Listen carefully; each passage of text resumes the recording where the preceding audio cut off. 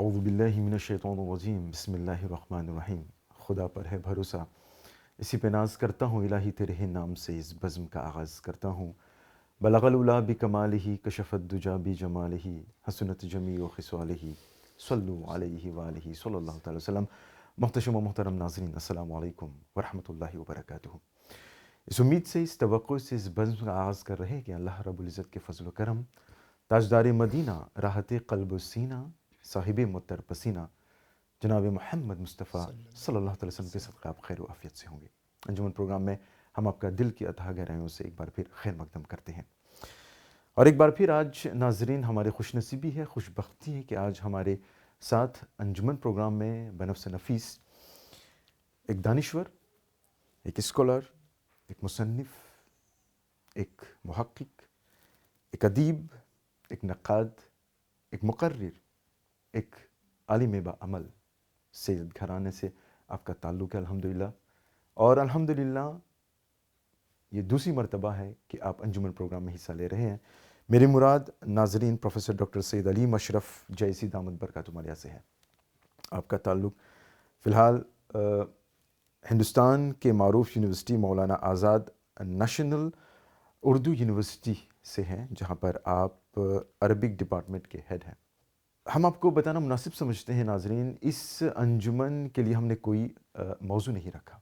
اس کا مطلب یہ ہے کہ اس کو ہم نے مقید نہیں کیا ہے، کیونکہ ظاہر سی بات ہے حضرت ہی ایک ایسی شخصیت ہے، ہم چاہتے ہیں کہ زیادہ سے زیادہ معلومات آپ تک پہنچانے کی کوشش کریں.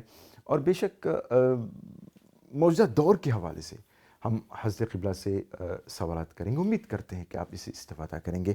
آئیے زیادہ تاخیر نہ کرتے اپنے پروگرام کا آغاز کرتے ہیں. حضرت قبلہ السلام علیکم ورحمۃ اللہ وبرکاتہ. وعلیکم السلام ورحمۃ اللہ وبرکاتہ. بہت بہت شکریہ ایک بار پھر آپ کی تشریف آوری کے لیے.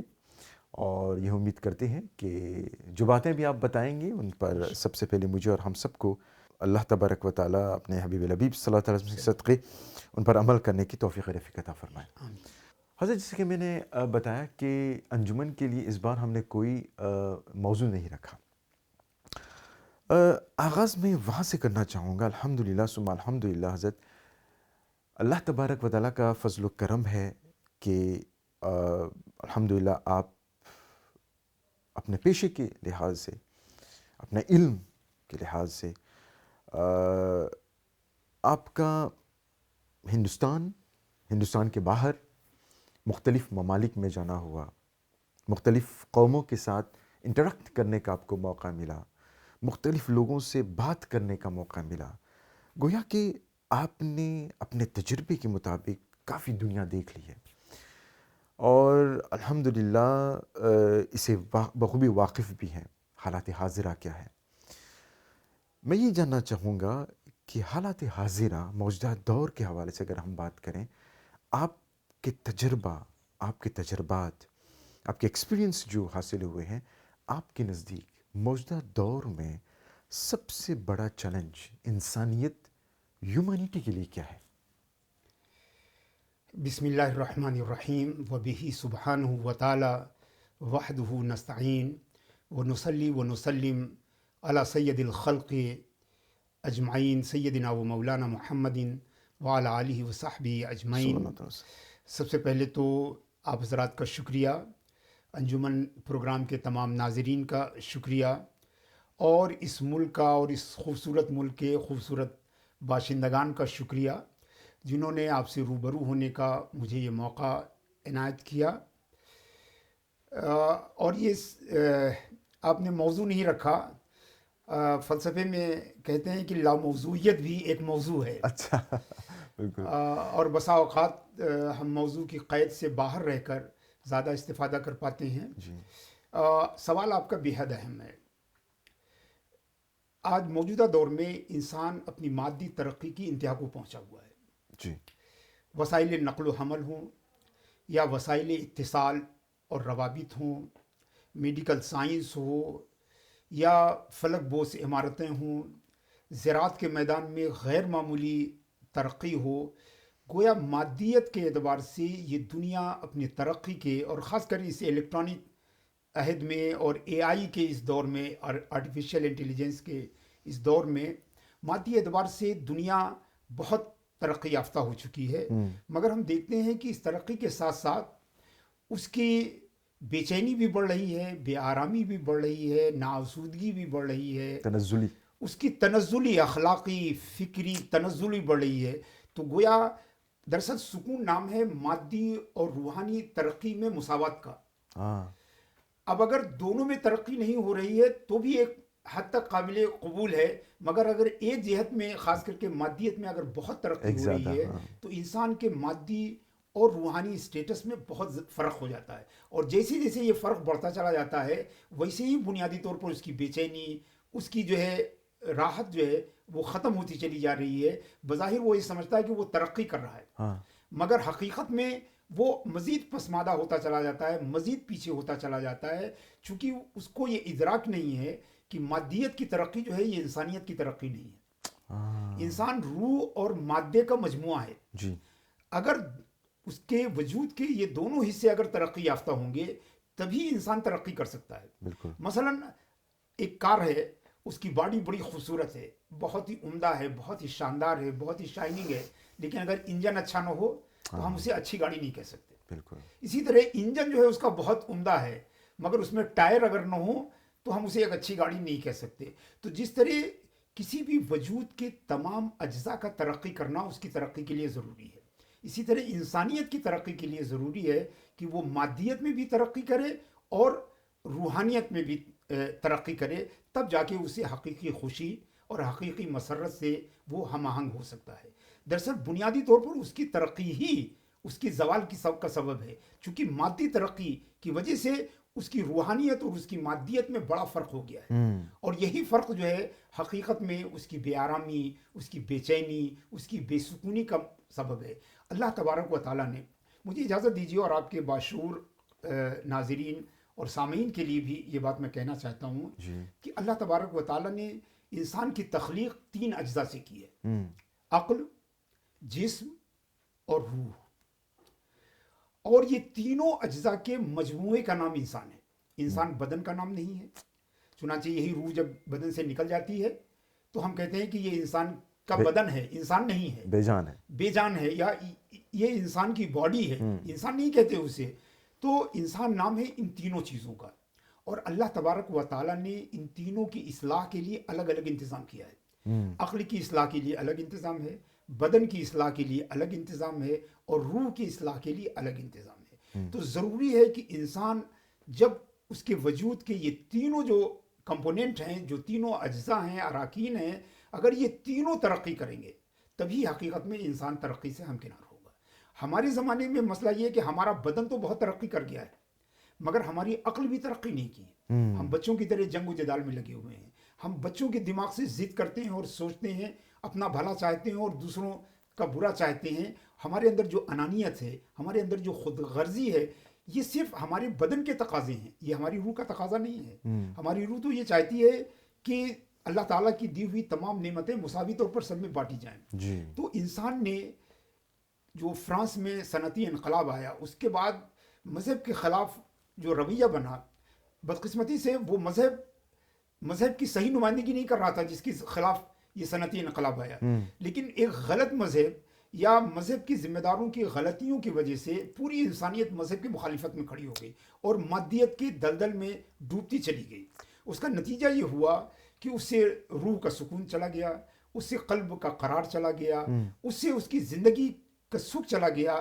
اب ایک ہی گھر میں ہم لوگ رہتے ہیں مگر وہ خوشیاں نہیں ہیں جو آج سے پہلے جو ہے ملتی تھیں. اب گھروں میں قہقہے نہیں گونجتے، اب گھروں میں ایک دوسرے کی جو ہے دلجوئی نہیں ہوتی، سب اپنی اپنی غرض میں لگے ہیں. تو دراصل بنیادی طور پر ہم کہہ سکتے ہیں کہ انسان نے اپنے بدن کی ترقی پر بہت زور دیا مگر اپنی روح اور اپنی عقل کی ترقی پر زور نہیں دیا، اور یہی سب سے بڑا چیلنج اس کے سامنے ہے. اور اس کی تمام تر جو ناکامیاں ہیں، اس کی جو تمام تر بے سکونیاں ہیں، اس کی ذمہ داری جو ہے یہی عدم توازن ہے. کہ وہ انسان بالکل ایسے ہی ہے جیسے کوئی سارا پیسہ جو ہے گاڑی کی باڈی پہ لگا دے اور اس کے انجن کی مرمت نہ کرائے اور انجن کو خرابی رکھنے دے. گاڑی نہیں چلے گی اس کی، چاہے جتنی بھی خوبصورت باڈی، جتنی بھی مہنگی کار کی باڈی آپ لے لیجئے، مگر جب تک انجن صحیح نہیں ہوگا، جب تک کار آپ کو فائدہ نہیں پہنچائے گی. ایسی ہی جتنا بھی آپ اپنے بدن کو ترقی دے دیں مگر جب تک آپ کی روح ترقی یافتہ نہیں ہوگی. اسی لیے اللہ تعالیٰ سورہ عصر میں فرماتا ہے والعصر ان الانسان لفی خسر. قسم ہے زمانے کی. اور خاص بات یہ کہ زمانے کی قسم کھائی جا رہی ہے, ہاں یعنی ہر زمانے کا انسان گھاٹے میں ہے. جی یہ جی کسی جی ایک زمانے کی بات نہیں ہو رہی ہے, ہر زمانے کا وہ انسان گھاٹے میں ہے جو روح اور جسم کی ضرورتوں میں توازن نہ پیدا کر سکے, جو روح اور جسم کی ترقی میں ایک بیلنس نہ بنا سکے. وہ زمانے کا انسان اور وہ انسان جو ہے وہ گھاٹے میں ہے. الا الذین آمنوا, صرف وہ لوگ گھاٹے میں نہیں ہیں جو ایمان لائے, یعنی جنہوں نے روح کی ضرورتوں کی تکمیل کی, جنہوں نے روح کے لیے کام کیا, روح کی ترقی کے لیے کام کیا, روح کی آسودگی کے لیے کام کیا, روح کے مطالبوں پر جنہوں نے کان رکھا, روح کی ضرورتوں کی جنہوں نے تکمیل کی, وہ عامل الصالحات, اور جنہوں نے اپنے بدن سے اچھے کام کیے. بالکل. آپ نے آپ کے جواب میں بہت سارے سوالات بھی ہیں. آپ نے کہا کہ انسان جو ہے آج ترقی کی ایسی منزل طے کر چکا ہے جہاں پر وہ ایک توازن نہیں رکھ پا رہا ہے اپنی ترقی میں اور روحانیت میں, ایک طرح سے اسپریچولیٹی میں اور میٹیریلزم میں. تو کیا انسان نے کامیابی جسے ہم کہتے ہیں, کامیابی کا غلط مفہوم انسان نے نکال دیا ہے آج کے زمانے میں؟ اگر ہم دیکھیں وہ یہ سوچ رہا ہے کہ فلک بوس عمارتیں جیسے کہ آپ نے کہا, بڑی بڑی کاریں, بڑے بنگلے, بڑے موٹر چاکر, یہ سب کامیابی ہے. آج ہم اسی کو کامیابی کہتے ہیں.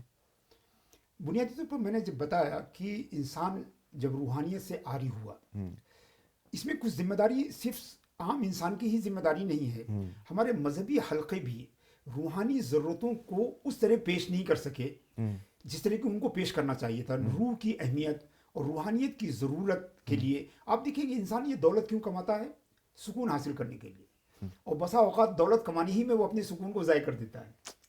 یعنی جو اصل و غرض تھی, جس غرض کی وجہ سے یہ دنیا کمانے کا سفر شروع ہوا تھا, انسان راستے میں اس مقصد ہی کو بھول جاتا ہے. تو گویا مقصد تو یہ کہ اپنی منزل پہ پہنچے, یعنی سکون حاصل کریں, مگر وہ سکون حاصل کرنے کے بجائے وہ اسی راستے پر, دنیا طلبی کے راستے پہ چلتا رہتا ہے, یہاں تک کہ اس کی دنیاوی سفر ختم ہو جاتا ہے, وہ اپنی منزل کو نہیں پہنچ پاتا ہے. وہ حالانکہ انسان جانتا ہے کہ بھئی مکان کیوں بناتا ہے, تاکہ سکون سے رہے, گاڑیاں کیوں خریدتا ہے, تاکہ سکون سے سفر کرے, دولت کیوں حاصل کرتا ہے, تاکہ سکون سے جیے. مگر انسان جو ہے, اللہ تعالیٰ فرماتا ہے کہ خلق الانسان ضعیفا, انسان کمزور بنایا گیا ہے. خلق الانسان حلوا, انسان بہت جلد باز بنایا گیا ہے. تو وہ جلد بازی میں اپنے مقاصد یعنی مینس اور مقاصد میں فرق نہیں کر پاتا. کبھی کبھی وہ وسائل ہی کو مقصد سمجھ لیتا ہے. تو دولت جو ہے یہ وسیلہ ہے, سکون یہ مقصد ہے. اور وہ دولت کے طلب میں اور دولت کی حصولیابی میں ایسا منہمک ہو جاتا ہے کہ وہ اپنے غرض و غایت ہی کو بھول جاتا ہے. چنانچہ وہ سفر ہی کرتا رہتا ہے, اور سفر ختم ہونے سے پہلے اس کی زندگی کا سفر ختم ہو جاتا ہے, اور وہ اپنے مقصد اور غایت کو نہیں پہنچ پاتا ہے. تو یہ بہت ضروری ہے کہ انسان روحانی تقاضے اور جسمانی تقاضوں کے درمیان, مادیت اور اسپریچولیٹی کے درمیان وہ ایک بیلنس قائم کرے. چونکہ یہ دولت جو ہے یہ الٹیمیٹ گول نہیں ہے, یہ وسیلہ ہے, خوشی کا وسیلہ ہے, سکون کا وسیلہ ہے, راحت کا وسیلہ ہے. تو مگر انسان نے کیا کیا کہ اس وسیلے کو غایت بنا دیا, اس وسیلے کو غایت بنا دیا, یعنی مینس کو ٹارگٹ بنا دیا. چنانچہ اس کے ہاتھ میں بے سکونی اور اضطراب کے سوا کچھ نہیں بچا. تو حضرت ایک بات ہے کہ انسان سکون کی تلاش کے لیے وہ دولت کماتا ہے, مگر آخرکار جیسا کہ آپ نے کہا کہ سکون تو ملتا ہی نہیں, دولت بھی اس کو راس نہیں آتی کبھی کبھی. تو اب اصل موضوع کی طرح اگر ہم جو آپ کہنا چاہتے ہیں کہ یہ سکون کی جب ہم بات کر رہے ہیں تو قلبی سکون ہو, دماغی سکون ہو, تو یہ کس طرح حاصل کیا جا سکتا ہے؟ دیکھیے اسلام ایک بالکل جامع نظام ہے. میں نے جب آپ سے کہا کہ اللہ تعالیٰ نے انسان کو 3 مختلف عناصر سے پیدا کیا, اور آپ دیکھیں کہ یہ تینوں عناصر اپنے نیچر میں بالکل ڈیفرنٹ ہیں. یعنی دماغ کا نیچر بدن کے نیچر سے بالکل الگ ہے, روح کا نیچر عقل اور بدن کے نیچر سے الگ ہے. اور آپ جانتے ہیں کہ جب کسی چیز کا نیچر الگ ہوتا ہے تو اس کے ساتھ ڈیلنگ کے طریقے بھی الگ ہوتے ہیں. آپ سمجھیے کہ جس ٹول سے آپ گاڑی صحیح کرتے ہیں اس ٹول سے آپ اپنی واچ کو صحیح نہیں کر سکتے. بالکل. تو انسان جو ہے وہ 3 عناصر سے اللہ نے بنایا ہے, عقل, روح اور بدن. اللہ تعالیٰ جو ہے وہی ہمارا خالق ہے, وہ ہمارے وجود کی تینوں عناصر کی ضرورتوں سے واقف ہے. بالکل توجہ چاہوں گا, جی وہ خالق ہے, وہ ہمارے وجود کے ان تینوں عناصر کی ضرورت سے واقف ہے. چنانچہ اس نے جو دین بھیجا ہے وہ بھی تین عناصر پہ مشتمل ہے.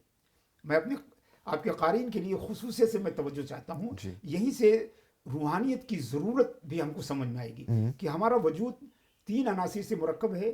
ہمارا دین جو آیا ہے وہ بھی تین عناصر سے مرکب ہے. آپ جانتے ہیں حدیث جبریل کا نام آپ نے سنا ہوگا, جی جو تمام ائمہ نے جو ہے اس کو نقل کیا ہے, یہاں تک کہ صاحب مشکات نے اپنی کتاب مشکات کی پہلا جو چیپٹر ہے اس کی پہلی حدیث کے طور پر حدیث جبریل کو بیان کیا ہے.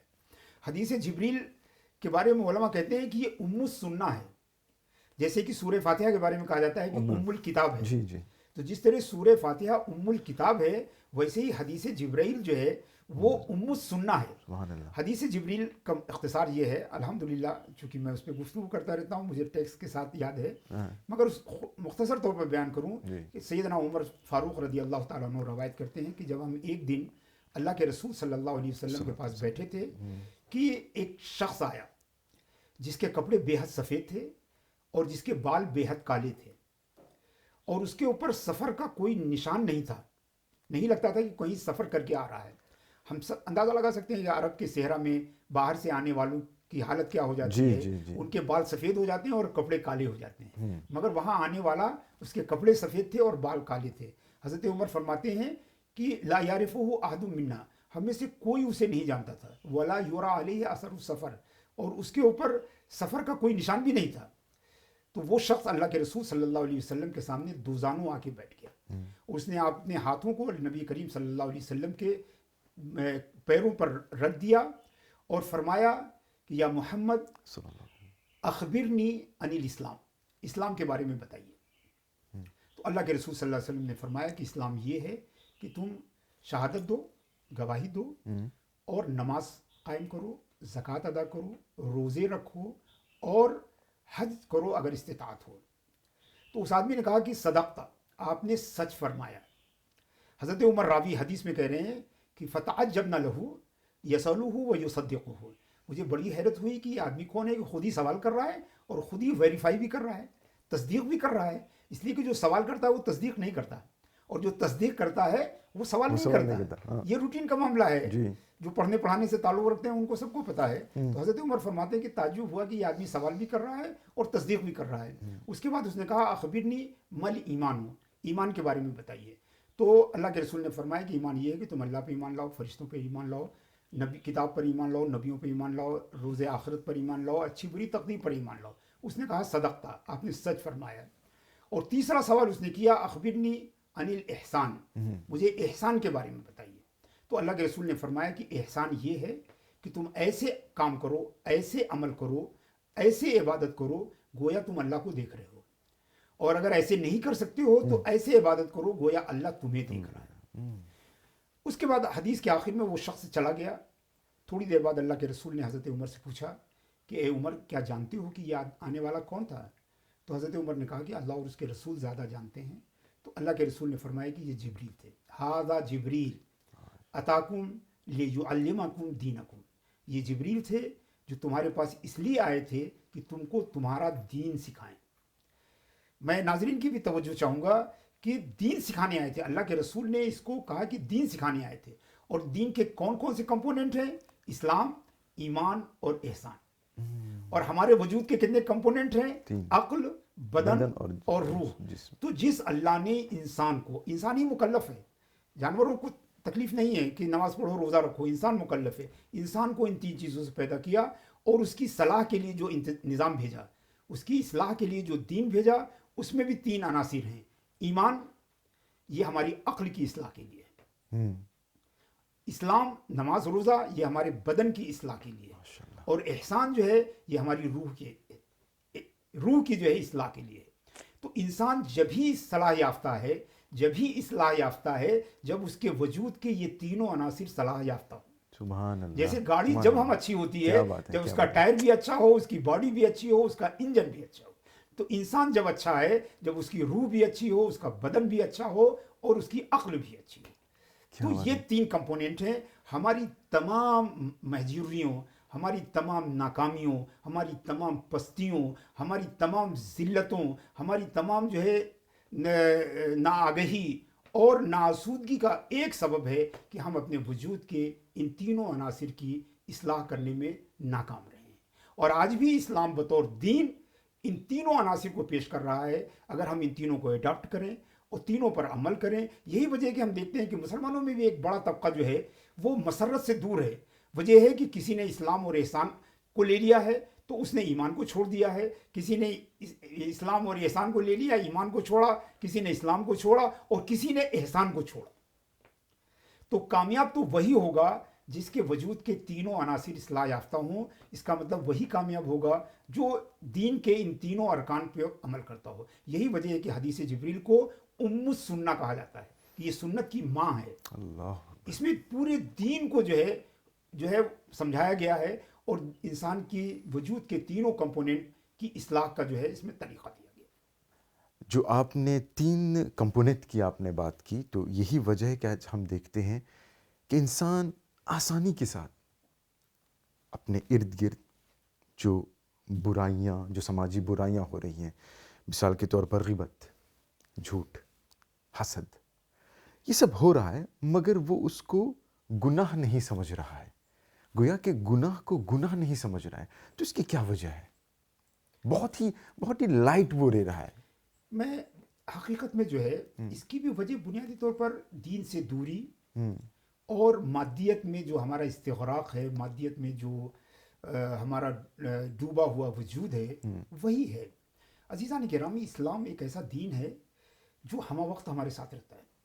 اسلام یہ کوئی محض پوجا پاٹ نہیں ہے، محض یہ عبادت کا کوئی مجموعہ نہیں ہے، بلکہ اسلام ایک نظام حیات ہے. اسلام ایک دستور زندگی ہے. اسلام یعنی آپ دیکھیں کہ سلمان رشدی نے بھی اپنی کتاب میں کہا تھا کہ یہ کیسا دین ہے جو زندگی کا 1 منٹ بھی ہم کو آزاد نہیں چھوڑتا ہے. وہ اپنی بدنام زمانہ کتاب میں اس نے یہ جملہ لکھا اپنے مقدمے میں کہ یہ عجیب دین ہے کہ جو ہم کو 1 منٹ کے لیے اکیلا نہیں چھوڑتا ہے. یعنی آپ کی پیدائش سے لے کر اور آپ کی انتقال تک اسلام ہر منٹ آپ کے لیے گائیڈنس فراہم کرتا ہے اور ہر منٹ آپ کے ساتھ رہتا ہے. ہماری بدقسمتی یہ ہے کہ ہم 5 نمازیں 2 گھنٹے میں ادا کرتے ہیں مجموعی طور پر، عمومی طور پر. تو گویا 24 گھنٹے کے دن میں ہم 2 گھنٹے مسلمان رہتے ہیں اور باقی 22 گھنٹے اسلام سے دور رہتے ہیں. سال میں جو ہے ہم 1 مہینے روزہ رکھتے ہیں اور 11 مہینہ جو ہے اسلام سے دور رہتے ہیں. زندگی میں 1 بار حج کرتے ہیں اور پوری زندگی اسلام سے دور رہتے ہیں. دراصل اسلام جو ہے یہ کوئی پارٹ ٹائم پروگرام نہیں ہے، اسلام ایک فل ٹائم دین ہے. خاص خیال رکھیے گا. اور یہ اسلام کا امتیاز ہے، یہ اسلام کی انڈیویجولیٹی ہے، یہ اسلام کا اختصاص ہے کہ اسلام اکیلا دین ہے دنیا میں جو پارٹ ٹائم دین نہیں ہے. یہ سنڈے میں جو ہے سروس کرنے کے لیے نہیں ہے. اب یہ منگل میں صرف ہمارے ساتھ نہیں رہتا، بلکہ یہ ہر دن رہتا ہے، ہر ساتھ رہتا ہے، ہر منٹ ہمارے ساتھ رہتا ہے. چونکہ ہم جو ہے وہ پارٹ ٹائم مسلمان ہیں، لہٰذا نماز مسجد سے نکلنے کے بعد نہ غیبت سے باز آتے ہیں، نہ برائی سے باز آتے ہیں، نہ یہ بھی اسلام ہے. آپ کے اندر لینت ہونی چاہیے، نرمی ہونی چاہیے، یہ بھی اسلام ہے. لینت اور نرمی، آپ کا اخلاق اچھا ہونا چاہیے، یہ بھی اسلام ہے. یعنی آپ سمجھتے ہیں کہ پورا جو احسان ہے وہ اخلاق ہی ہے. احسان جو ہے وہ اخلاق ہے، مگر ہم اس کمپوننٹ سے بالکل اپنے کو دور کیے ہوئے ہیں. اور آپ سمجھیے کہ یہ اخلاق بھی جو ہے وہ کوئی ٹمپریری یا عارضی چیز نہیں ہے، بلکہ اگر آپ عربی زبان میں عربی کا استاذ ہوں، عربی سے شب و روز میرا سابقہ رہتا ہے. خلق اور خلق، جی، خلق کہتے ہیں جو ہے ہمارے وجود کو، پیدائش کو، اور خلق کہتے ہیں ہمارے اختلاف کو. علماء کہتے ہیں کہ خلق جو ہے انسان کی ظاہری صورت کا نام ہے. چہرہ کیسا ہے، اور ہاتھ پیر کیسے ہیں، باڈی کیسی ہے، لینتھ کیسا ہے، تو یہ خلق ہے. اور خلق جو ہے ہمارے باطن کی صورت کا نام ہے. میں ناظرین کی بھی توجہ چاہوں گا کہ امام راضی رحمۃ اللہ تعالیٰ علیہ غالباً تفسیر کبیر میں کہیں فرماتے ہیں کہ اخلاق انسان کی ظاہری صورت کا نام ہے اور اخلاق انسان کی باطنی صورت کا نام ہے. تو جس طرح ہماری ظاہری صورت بھی لگاتار رہتی ہے، ویسے ہمارے اخلاق بھی لگاتار ہونے چاہیے. امام غزالی رحمۃ اللہ تعالیٰ فرماتے ہیں کہ اخلاق جو ہے ہمارے نفس کی ایک ایسی کیفیت کا نام ہے کہ جس کی وجہ سے اچھے کام جو ہے سہولت کے ساتھ ہمیشہ صادر ہوتے رہتے ہیں. اور فرمایا کہ اخلاق کنواں نہیں ہے جس میں ڈول ڈال کے پانی کو کھینچا جاتا ہے، بلکہ اخلاق چشمہ ہے جہاں سے پانی بہتا رہتا ہے. جی جی جی بالکل بالکل. اور صحیح معنوں میں وہی تصوف اور احسان پر عمل کرنے والے ہیں جو ایسے اخلاق رکھتے ہیں کہ جو چشمے کے مانند ہو، سب کے لیے خیر، اپنوں کے لیے، پرایوں کے لیے، دوست کے لیے، دشمن کے لیے، نیک کے لیے، بد کے لیے. آپ سمجھیں کہ ہم نے بالکل ٹالرنس کو، لینینسی کو ہم نے بالکل فراموش کر دیا. سمجھتے کہ یہ اسلام کا پارٹ نہیں ہے. ارے یہ اسلام میں اتنا ہی ضروری ہے جتنا نماز، روزہ، حج، زکات ضروری ہے. اللہ خدمت خلق، آپ سمجھیے کہ جی جی صوفیاء جی. کرام نے خدمت خلق کو عبادت کا سب سے اعلیٰ درجہ بنایا ہے. خواجہ غریب نواز رحمۃ اللہ تعالیٰ علیہ اپنے ملفوظات میں فرماتے ہیں کہ خدمت خلق عبادت کا سب سے اعلیٰ مظہر ہے. کیا بات ہے، کیا بات ہے. سب سے اعلیٰ مظہر ہے. فرمایا کہ انسان کو زمین کے مانند ہونا چاہیے. توجہ چاہوں گا، انسان کو زمین کے مانند ہونا چاہیے کہ اس میں ساری گندی چیزیں ڈالی جاتی ہیں مگر اس سے نکلنے والی ہر چیز اچھی ہوتی ہے. کیا بات ہے، سبحان اللہ. اور یہ ایسا نہیں کہ یہ اپنے رشتہ داروں کے ساتھ اچھا ہونا ہے یا اپنے جو ہے ہم مذہب لوگوں کے ساتھ اچھا ہے. ساری ہر زی روح کے ساتھ، انسان کی بھی قید نہیں ہے، انسان کی بھی قید نہیں، ہر زی روح کے ساتھ اچھا ہونا چاہیے، ہر روح کے ساتھ اچھا ہونا چاہیے. اس لیے بخاری اور مسلم نے متفق علیہ طور پر حدیث روایت کی ہے کہ ایک شخص جو ہے کسی جنگل سے گزر رہا تھا، پیاسا تھا اور بالکل لب بدم تھا، دم نکلنے والا تھا. اس نے ایک کنواں دیکھا، کنویں سے پانی پیا. مختصر آپ سبھی جانتے ہیں، باہر نکلا تو ایک کتا پیاسا نظر آیا. اس نے کتے کو پانی پلایا. برا آدمی تھا. حدیث کے الفاظ سنیے، میں سمجھتا ہوں کہ اس حدیث کو بار بار پڑھنا چاہیے. اللہ کے رسول فرماتے ہیں فشکر اللہ لہ، کتے کو پانی پلانے کی وجہ سے اللہ نے اس کا شکریہ ادا کیا. ہم صبح شام اللہ کا شکر ادا کرتے ہیں اور اللہ کے شکر ادا کرنے کی فضیلتیں بیان کرتے ہیں. وہ آدمی کتے کے ساتھ بھلائی کرنے والے کا شکریہ اللہ تعالیٰ نے ادا کیا. یہ ہے سروس فار مین کائنڈ کی امپورٹینس.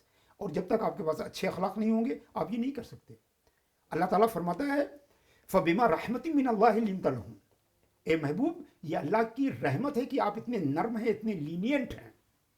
تو گویا لینینٹ ہونا قرآن کہہ رہا ہے کہ اللہ کی رحمت ہے. اور ہم سمجھتے ہیں کہ بہت متشدد ہونا یہ اچھا اسلام ہے. یہ سب مس انڈرسٹینڈنگ آف اسلام ہے. یہ بالکل لوگ غلط ہیں. چاہے جو بھی آپ کا عقیدہ ہے، اگر آپ تشدد رکھتے ہیں تو آپ اسلام کی صحیح نمائندگی نہیں کرتے. جبکہ قرآن کہہ رہا ہے فَبِمَا رَحْمَةٍ مِّنَ اللَّهِ لِنْتَ لَهُمْ، کہ آپ نرم اس لیے ہیں کہ اللہ کی رحمت آپ کے ساتھ ہے. تو قرآن ہم کو بتا رہا ہے کہ جو نرم ہیں، جو پولائٹ ہیں، جو لینینٹ ہیں، ان کے ساتھ اللہ کی رحمت ہے. جو غصہ ور ہیں، جو غضبناک ہیں، جو متشدد ہیں، جو متطرف ہیں، جو ٹیررسٹ ہیں، ایکسٹریمسٹ ہیں، وہ اللہ سے دور ہیں، اللہ کی رحمت سے دور ہیں. ماشاء اللہ. ناظرین، ہم آپ کو بتاتے ہیں کہ اس وقت آپ انجمن پروگرام دیکھ رہے ہیں اور آج ہمارے ساتھ بنفس نفیس حضرت پروفیسر ڈاکٹر سید علیم اشرف جیسی دامت برکاتہ عالیہ تشریف فرما ہیں. ان سے مختلف موضوعات پر بات ہو رہی ہے اور بالیقین حضرت قبلہ کے جوابات گویا کہ سمندر کی گہرائی اور گہرائی کی مانند ہے. ہم بھی اس میں غوطہ لگانے کی کوشش کر رہے ہیں. حضرت قبلہ، آپ نے گویا کہ بہت ساری چیزیں آپ نے کہہ دی ہیں. ایک بات ہے کہ جب کوئی چیز بگڑ جاتی ہے، میں اپنے آپ کو سمجھانے کی کوشش کرتا ہوں. مثال کے طور پر اگر کوئی ایک نظام ہے، اگر وہ نظام چل جاتا ہے، وہ سسٹم چل جاتا ہے، تو تمام لوگ کہتے ہیں کہ ہاں میں نے کیا ہے، میں نے کیا، یہ میری بدولت ہے. مگر وہ جب وہ سسٹم کرش ہو جاتا ہے تو کوئی اس کی ذمہ داری لینا نہیں چاہتا. میں اپنے آپ کو واضح کر دوں. مثال کے طور پر ایک فیملی میں ایک بچہ ہے، ٹھیک ہے. بچے ظاہر اس کی پرورش ہوتی ہے، اس کی اچھی رہنمائی ہوتی ہے اور وہ الحمدللہ کامیابی اور کامیابی کی سیڑھی چلتا رہتا ہے اور وہ ایک دم سے ایک عروج پر پہنچتا ہے. تو یہاں پر سب لوگوں نے جن کو اس بڑھے کو پڑھانے کا موقع ملتا ہے، جو ان کے ارد گرد ہوتے ہیں، تو ایک فخر محسوس کرتے ہیں. ٹھیک ہے، ہماری وجہ سے جو ادارہ وہ گیا تھا وہاں پہ اس کے اساتذہ وغیرہ وغیرہ، اس کے والدین. مگر جب ایک بچہ جو ہے ناکام ہوتا ہے، جب ایک سسٹم ناکام ہوتا ہے، تو کوئی اس کی ذمہ داری نہیں لینا چاہتا. میرا سوال یہ ہے کہ ہم سب جانتے ہیں کہ قول رسول صلی اللہ علیہ وسلم یہ ہے کہ بچے کا پہلا اسکول ماں کی گود ہے. تو اگر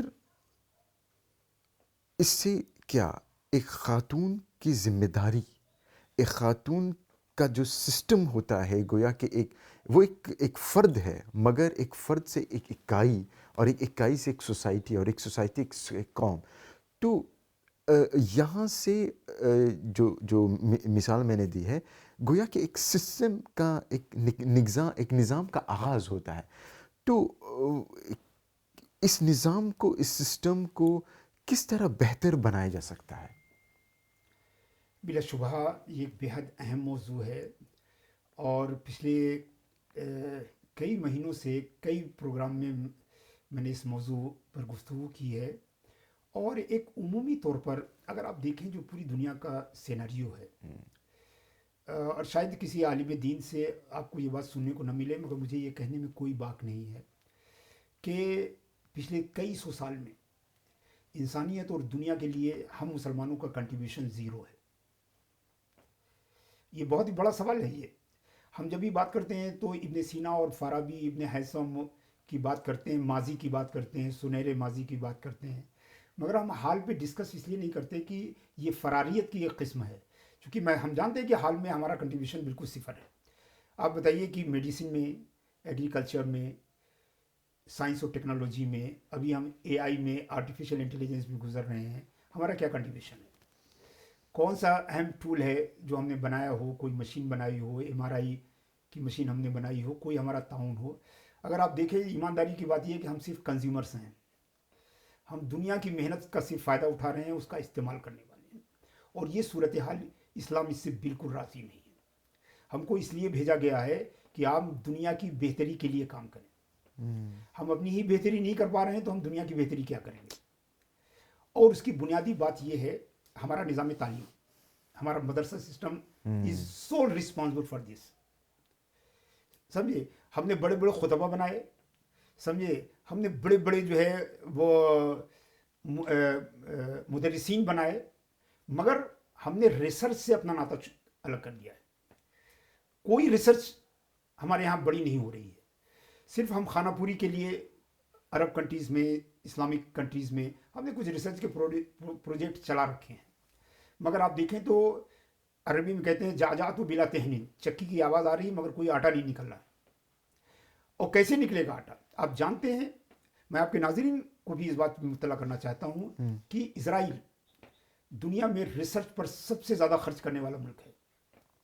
وہ 9% اپنی GDP اس کا ریسرچ پہ خرچ کرتا ہے، جبکہ کوئی عرب ملک جو ہے 1% اپنی GDP کا ریسرچ پہ خرچ نہیں کرتا. یہ کون نہیں بتاتا ہم کو؟ یہ ہمارے ممبر سے یہ بات کیوں نہیں کی جاتی؟ یہ ہمارے ممبر سے یہ بات کیوں نہیں کی جاتی کہ سائنس اور ٹیکنالوجی کی 1500 سے زیادہ بڑی کتابیں، بڑی ریسرچ کو ہیبرو میں ہر سال ٹرانسفر کیا جاتا ہے. ایسی کتابیں 200 کتابیں پورے 56 اسلامی ملک مل کے وہ اپنی زبان میں ٹرانسفر نہیں کرتے. یہ کون بتائے گا کہ یورپ کے چھوٹے چھوٹے ملکوں کے پاس ان کی اپنی انسائکلوپیڈیا ہے، مگر پورے عالم اسلام نے آج تک ایک انسائکلوپیڈیا نہیں بنائی کہ جہاں ہم جا کے جو ہے اسلام کے بارے میں کوئی چھوٹی بڑی بات جان سکیں. تو ہمارے پاس جو ہے فلک بوس عمارتیں ہیں، مگر ہمارے پاس ریسرچ سینٹر نہیں ہے. ہمارے پاس، ہم دنیا کے لیے کچھ نہیں کر رہے ہیں. اس لیے نہیں کر رہے ہیں کہ ہمارا نظام تعلیم صحیح نہیں ہے. ہم نے تعلیم کو دین اور دنیا میں تقسیم کر دیا ہے.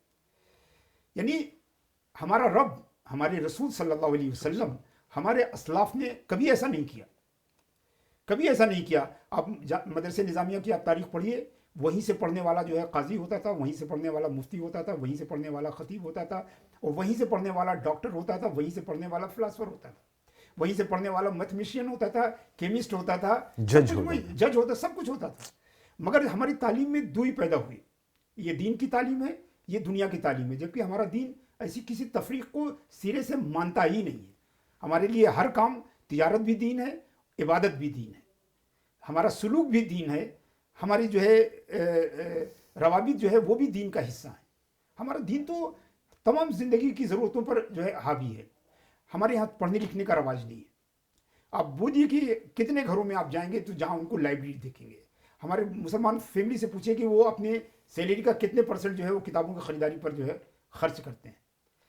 تو دیکھیے، یہ صورتحال اتنی آسان نہیں جیسے آپ نے سوال کیا. یہ بہت ہی ایک بڑا مسئلہ ہے، بڑا مسئلہ ہے. اور ہم تو کہنے دیجئے کہ یہ سونے والے کو جگانا نہیں ہے، بلکہ مردے میں روح ڈالنے جیسا ہے. اللہ اکبر. آپ سمجھ رہے ہیں؟ اللہ پڑھنے اکبر. لکھنے کا رواج ہی نہیں ہے. بچے گھر میں آتے ہیں, بچوں کو کہا جاتا ہے کہ بھائی اپنا ہوم ورک کیجیے, اور ماں باپ جو ہے وہ ٹیلی ویژن کے سامنے بیٹھ جاتے ہیں. ہم HSC کرنے کے بعد جاب لگ جاتی ہے, ہم سمجھتے ہیں کہ پڑھائی سے ہمارا رشتہ ختم ہو گیا ہے. مگر ترقی کرنے والی قومیں ہمیشہ پڑھتی رہتی ہیں. آپ جائیے یورپ میں, کوئی آپ کو ایسا گھر نہیں ملے گا جس میں بک شیلف نہ ہو, اور آپ کو مسلمانوں میں کم ہی گھر ملیں گے جہاں چند کتابیں رکھی ہیں. اگر کتابیں بھی ہوتی ہیں تو قرآن شریف ہوتی ہے, درود شریف کی کتاب ہوتی ہے, مجلس کی کتاب ہوتی ہے, مگر علمی کتابیں, دینیات سے متعلق بھی علمی کتابیں نہیں ہوتی, وظائف کی کتابیں ہوتی ہیں. میں خود ایک صوفی آرڈر سے میرا تعلق ہے, اور ایک روحانی خاندان سے میرا تعلق ہے, مگر سچ جو ہے سب کے سامنے آنا چاہیے. ہم نئی کتابیں خریدتے ہیں, ہم جرنلز نہیں خریدتے, ہمارا سارا علم جو ہے واٹس ایپ یونیورسٹی کا ہے. تو دراصل ہم ایک قوم میں تعلیمی انقلاب کیسے لا سکتے ہیں؟ پہلے ہمیں بدلنا پڑے گا. ہمارے پیرنٹ کو پڑھنا چاہیے. دنیا بھر میں آن لائن کورسز ہیں. کس نے آپ کو منع کیا ہے کہ آپ شام کو آفس سے لوٹ کے آئیے, آپ اپنی شاپ سے لوٹ کے آئیے, آپ اپنے بزنس سے لوٹ کے آئیے, آپ تھوڑی دیر کچھ پڑھیے. کوئی سال میں, دوسرے سال, تیسرے سال آپ ایگزام دیجیے, کوئی ڈپلوما, کوئی اسکل جو ہے وہ تلاشنے کی کوشش کیجیے, کچھ سیکھیے. دین جو ہمارا علم سے شروع ہوا, اقرا سے شروع ہوا, ایسی علم کی جو ہے بدحالی جو ہے دنیا کی کسی قوم میں نہیں, اللہ اکبر. کسی قوم میں نہیں ہے. ہمارے یہاں ایجوکیشن منسٹری نے ایک رپورٹ شائع کی جس کے مطابق ہائر ایجوکیشن میں 18-19 میں جسٹ پری کووڈ جو ہے مسلمان 2% جو ہے وہ ڈکریز ہوا ان کی نمائندگی. یہ حیرت انگیز بات ہے. دنیا آگے بڑھ رہی ہے اور ہم پیچھے جا رہے ہیں. وہ رپورٹ پروفیسر فرقان قمر صاحب, راجستھان یونیورسٹی کے وائس چانسلر, ہمارے بہت اچھے جاننے والے ہیں, انہوں نے انگریزی میں اس رپورٹ کا خلاصہ لکھا. تو میں نے اپنے ایک ساتھی ڈاکٹر فیروز عالم صاحب سے کہا کہ آپ اچھا اردو میں ٹرانسلیٹ کرتے ہیں, اس کو ٹرانسلیٹ کیجیے, مسلمانوں کو یہ جاننا چاہیے. یہ بہت سنگین صورتحال ہے کہ جبکہ دوسری قومیں 5 سے 7% آگے بڑھی ہیں, ہماری قوم 2% ہائر ایجوکیشن میں پیچھے آئی ہے. تو یہ بہت بڑا مسئلہ ہے. انہوں نے ترجمہ کیا اور اس کو میں نے اپنے وہ اخبار میں شائع ہوا, میں نے اس کو لے کر اپنے فیس بک پہ ڈال دیا. ہمارے ایک جاننے والے نے اس پہ تبصرہ کیا کہ یہ سب رپورٹ غلط ہے, اور مسلمان بہت ٹھیک ٹھاک ہے, وہ بہت اچھا پڑھ رہا ہے, بہت اچھا کر رہا ہے. میں اپنی رپورٹ پر جو کمنٹس آتے ہیں, پوسٹ پہ جو کمنٹس آتے ہیں, میں کبھی اس کو جواب نہیں دیتا ہوں, مگر اس کمنٹ کا میں نے جواب دیا اور میرے فیس بک پہ ابھی بھی موجود ہے. میں نے لکھا کہ رپورٹ سے پتہ چلا کہ مسلمان ہائر ایجوکیشن میں بہت پیچھے ہیں, اور آپ کے کمنٹ سے پتہ چلا کہ کیوں پیچھے ہیں. تو تعلیم میں بہت ہی ہمہ جہتی جو ہے تبدیلی آنی چاہیے. پوری قوم جب بیدار ہوگی پڑھنے کے لیے, تب ہمارے بچے بھی پڑھیں گے. یہ ذمہ داری سمجھنا کہ صرف یہ ماں کی ذمہ داری ہے, یہ بہت ہی محدود جو ہے وہ انڈرسٹینڈنگ ہے تعلیمی سسٹم کو. جو ہے آپ کو اللہ تعالیٰ نے اس کائنات کو ایسا بنایا ہے کہ بچہ پیدا ہوتا ہے تو ان بلٹ آتا ہے کہ وہ اپنے پیرنٹ کو فالو کرے. آپ کو اگر پڑھتے ہوئے دیکھے گا, وہ خود بخود پڑھے گا. جب آپ نہیں پڑھتے ہیں تو گویا آپ اس کی تعلیم میں آبسٹیکل بنتے ہیں, رکاوٹ بنتے ہیں. چونکہ وہ بچہ دیکھتا ہے کہ ماں باپ نہیں پڑھتے, اس کا مطلب پڑھنا لکھنا اچھی بات ہوتی ہے, ہمارے پیرنٹس ضرور کرتے. چونکہ یہ ربوبیت کا فیضان ہے, یہ اللہ کی ربوبیت ہے کہ وہ ہم کو اس طرح پیدا کرتا ہے کہ ہم اپنے والدین کے نقش قدم پہ چلیں. مگر جب ہمارے والدین کے نقش قدم غلط ہوں گے تو وہی غلط نقش قدم ہمارے لیے بھی راہ منزل بن جائیں گے. تو گویا کہ ایک المیہ ہے یہ. بلا شبہ المیہ ہے, اور پوری قوم کو اس بات کے لیے سوچنا چاہیے کہ ہم دین کی تعلیم حاصل کریں, دین کی واقفیت حاصل کریں, مگر ساتھ ساتھ سائنس اور ٹیکنالوجی میں بھی ہم پیش قدمی کریں, پیش رفت کریں, اور اپنے ماضی کی کو یاد نہ کریں, اس کی بازیافت کریں. ہم ماضی کو یاد کرتے ہیں مگر بازیافت کرنے کی کوئی سنجیدہ کوشش جو ہے ہم کو قوم میں نظر نہیں آتی. ہماری دعوت یہی ہے, میں اپنے قرآن فاؤنڈیشن کے ساتھ خود اپنے طلباء کو ہمیشہ کہتا ہوں کہ ماضی یاد کرنے کے لیے نہیں ہے, اس کی بازیافت کرنے کے لیے. آپ واپس لوٹا لیے. جب اندلس میں, کارڈوبا میں, تولیتلا میں, بغداد میں, سیریا میں, دمشقس میں یورپ سے پڑھنے والوں کے قافلے آتے تھے, جس میں فرانس کی بادشاہ کی بہن ہوتی تھی, جس میں انگلینڈ کے بادشاہ کی بیٹی اس قافلے میں, اس گروپ میں, اس وفد میں ہوتی تھی, اور یہاں پڑھنے کے لیے آتی تھی. اور آج صورتحال بالکل الٹ گئی ہے کہ ہم امریکہ اور یورپ چلے جاتے ہیں تو سمجھتے ہیں کہ ہماری معراج ہے پڑھائی کی. جو ہے تو یہ صورتحال بدلنی چاہیے. تعلیم کی اور ہم کو مفید ہونا چاہیے. میں اپنے قارئین سے کہنا چاہتا ہوں کہ یہ اسلام کی قوت ہے کہ جو سروائیو کر رہا ہے, ورنہ ہم نے اپنے طور پر تو دفن کر دینے کی پوری کوشش کی. مگر چونکہ یہ اللہ کا دین ہے, یہ دین حق ہے, اور اللہ تبارک و تعالیٰ جو ہے لوگوں کی ہدایت کے لیے مواقع کھلا رکھنا چاہتا ہے، اس لیے یہ دین جو ہے وہ سروائیو کر رہا ہے۔ ہم کو چاہیے کہ ہم تعلیم میں انقلاب پیدا کریں، تعلیم میں آگے بڑھیں، ہم ایجادات اور انکشافات میں آگے بڑھیں، تاکہ ہم لوگوں کو یہ بتائیں کہ اسلام جو ہے صرف آخرت میں بہتری کی بات نہیں کر رہا ہے، آپ کی دنیا کی بہتری کے لیے بھی کام کر رہا ہے۔ اگر ایسا ہم کرنے میں کامیاب ہوں گے، دنیا ہماری طرف متوجہ ہوگی اور تبلیغ و دعوت کا کام بڑے پیمانے پہ کیا جا سکتا ہے۔ بے شک، یقیناً۔ آخری سوال حضرت، ایک حقیقت بھی ہے کہ جس ملک یا جس قوم سے آپ کا تعلق ہوتا ہے، جس خطے میں آپ رہ رہے ہیں، وہاں کے چند تقاضے بھی ہوتے ہیں، تو ان تقاضوں کو بھی مد نظر رکھنا ہوتا ہے۔ تو ان تقاضوں کو جب ہم مد نظر رکھتے ہیں تو ایسا لگتا ہے کہ کہیں کہیں ہم مجبور بھی ہیں۔ تو یہ پتہ نہیں لفظ مجبور یہاں پر صحیح ہے یا غلط ہے، تو انسان گویا کہ اس مجبوری کے تحت آ جاتا ہے، اور جو کچھ بھی وہ کرنا چاہتا ہے وہ کھل کر نہیں کر پاتا ہے۔ شاید آپ میری بات سمجھ رہے ہیں، کیونکہ اس کے بات وہی ہو جاتی ہے کہ آپ سے کہا جاتا ہے آپ دوڑیں مگر آپ کے ہاتھ پاؤں باندھ دیے جاتے ہیں۔ تو ایسی صورتحال میں کیا کہیں گے آپ؟ بلا شبہ جو ہمارے حالات ہوتے ہیں، جو ہمارے جو سراؤنڈنگ میں جو صورتحال ہوتی ہے، وہ بلا شبہ وہ ہماری ترقی پر، ہماری حرکت پر، ہماری جو ہے آگے بڑھنے کو متاثر کرتی ہے، اس میں دو رائے نہیں ہے۔ لیکن کیا آپ مکہ کے مسلمانوں سے زیادہ مجبور کبھی کوئی قوم دیکھی ہے؟ اللہ اکبر۔ ان سے زیادہ مجبور، ان سے زیادہ محصور، ان سے زیادہ پرسیکیٹڈ، ان سے زیادہ جو ہے گھیرا بندی کی جانے والی کوئی قوم نہیں دیکھی ہے۔ اگر اس قوم کو دنیا نہیں روک سکی، اگر ان لوگوں کو آگے بڑھنے سے نہیں روکی، تو ہماری مجبوریاں ہمارے لیے عذر نہیں بن سکتی ہیں۔ بلا شبہ یہ رکاوٹ بن سکتی ہیں، یہ ہمارے عمل کو، ہماری پیش قدمی کو مؤخر کر سکتی ہیں، اس میں ڈیلے کر سکتی ہیں۔ لیکن اگر مکہ کے مسلمانوں کا اگر اسوہ ہمارے پیش نظر ہے، تو ہمیں یہ جاننا چاہیے کہ اگر کوئی قوم آگے بڑھنا چاہتی ہے تو دنیا اس کو روک نہیں سکتی۔ آپ دیکھیں، چاہے مادی ترقی کے حوالے سے آپ دیکھیں کہ کیا ہوا سیکنڈ ورلڈ وار میں، ہمارے جو اپوننٹ ہیں ان کی کیا پوزیشن تھی اور آج ان کی کیا پوزیشن ہے۔ کوئی ان کو روک سکا؟ صرف آپ اپنے کو روک سکتے ہیں ہمیشہ کے لیے، دوسرا آپ کو ہمیشہ کے لیے نہیں روک سکتا۔ اور اگر آپ کوئی کام کرنے پہ آمادہ ہو جائیں تو اللہ تبارک و تعالیٰ نے ایسے امکانات رکھے ہیں، اور خاص کر کے ہمارے دین کی جو طاقت ہمارے ساتھ ہے، ہمیں تو کوئی دنیا کی قوم ویسے بھی نہیں روک سکتی ہے، مگر ہم اپنے آپ کو خود روک سکتے ہیں۔ ہم اپنے آپ کو خود روک سکتے ہیں۔ ہم ایسا نہیں کہتے کہ ہمارے دنیا سے، ہم تو صرف آگے اس لیے بڑھنا چاہتے ہیں تاکہ ہم دنیا کے لیے نفع بخش بن سکیں۔ ہم دنیا کو مٹانے کے لیے آگے نہیں بڑھنا چاہتے، ہم دنیا کے لیے نفع بخش بننا چاہتے ہیں۔ ہم چاہتے ہیں کہ ہم دنیا کے لیے کچھ دیں، دنیا کو کچھ فائدہ پہنچائیں، چونکہ ہم جانتے ہیں کہ اللہ کا محبوب بندہ اللہ کے نزدیک وہی ہوتا ہے جو دوسرے بندوں کے لیے نفع بخش ہوتا ہے۔ صحیح حدیث ہے، اللہ کے رسول سے پوچھا گیا ایو الانسان افضل یا رسول اللہ، سب سے افضل کون انسان ہے؟ فرمایا انفعہم للناس، جو لوگوں کے لیے زیادہ نفع بخش ہے۔ آپ سمجھتے ہیں؟ تو ہماری صورتحال یہ ہے کہ ہم تو نفع بخش کیا، ہم تو لوگوں کے لیے نقصان دہ بنے ہوئے ہیں، اپنے لیے بھی نقصان دہ اور دوسروں کے لیے بھی نقصان دہ۔ جو انسان اپنے لیے نقصان دہ ہوتا ہے وہ بھی عمومی طور پر انسانیت کا نقصان ہوتا ہے۔ آپ اپنے پڑوسی کو اگر نقصان پہنچا رہے ہیں تو انسانیت کو نقصان پہنچا رہے ہیں، اگر آپ اپنے بھائی کو نقصان پہنچا رہے ہیں تو آپ انسانیت کو نقصان پہنچا رہے ہیں۔